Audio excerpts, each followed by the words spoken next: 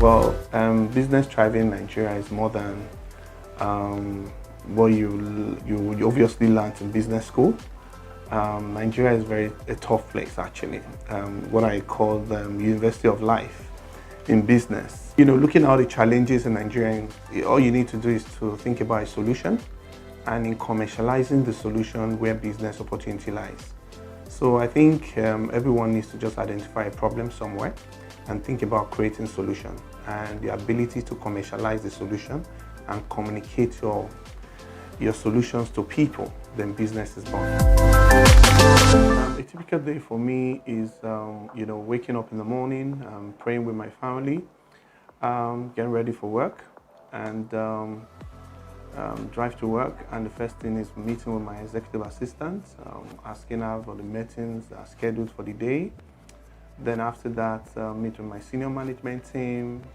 You know, we have some strategy sections and things like that. So, and that's how the meetings from here and there, especially with my corporate and business clients, meetings with them, and making phone calls with my resellers, and just touching base with all the stakeholders in the business. We are getting our recipes in at the moment, so we'll have some nice breads. Apart from normal breads, we'll have banana bread, almond bread, whole wheat bread and everything, and we'll have the sliced ones and the normal ones. So business in Nigeria needs more than just hard work, perseverance, consistency, and business relationships. Relationship in Nigeria is another name for networking. Relationship in Nigeria is what makes things easier for us. And I think in everything we do, relationship is very key, and it's something that have helped me in Nigeria. Since I moved back to Nigeria and started my business in Nigeria, that's by 11 years now. Esorae Luxury has been existing for 11 years. So it's been a tough business environment. But again, I appreciate all the opportunities in Nigeria. Nigeria is an emerging market. So there's a lot of opportunities in Nigeria, and those opportunities, the challenges is where the opportunities comes from. COVID took everyone by surprise. Initially when COVID started, we, just watching on CNN, COVID in China, we just thought it was far from us. It was never going to come to Africa. But the truth is, when COVID came, especially March 2020, when the lockdown came, it was surprising to us. So for the first time for me in 10 years, where there was no revenue, zero revenue for those period of lockdown. And for us as a business, it made me evolve as a business. And I started thinking about other opportunities across the entire chain, outside just concentrating on just the hospitality market. And it was an opportunity for me to think about how to create more range across our home textile business. And that's how we went into hospitality uniform, from aprons to home textiles like table linens, hot place carriers.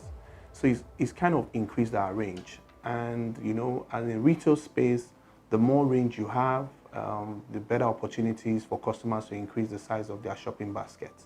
So that's what COVID has done for us. It's made us evolve as a company and look towards other basic essentials that people will need more in their houses. And that's what we've done.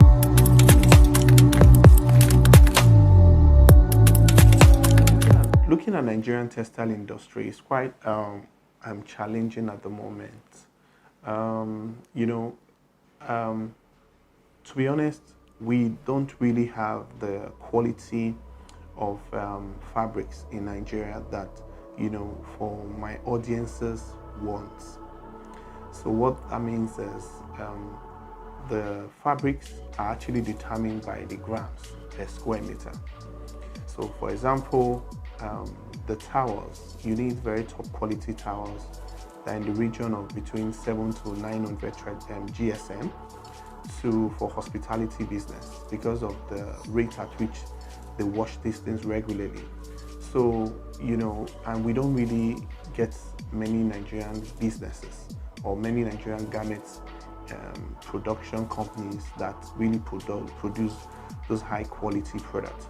Well, simply because, again, the cost of production, the power and things like that.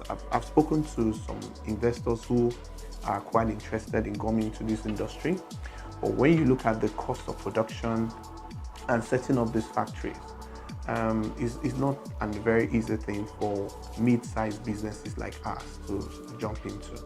So it's something that we're looking into. The fact that we have cuttings and places in the north, but again, a business must have enough retained earnings, to be able to bankroll such garment production ventures, and that's not where we are at the moment as a business. The three things I like and dislike as being a CEO. Well, being a CEO is quite interesting. Initially, when we were growing as a business, not spending enough time with family.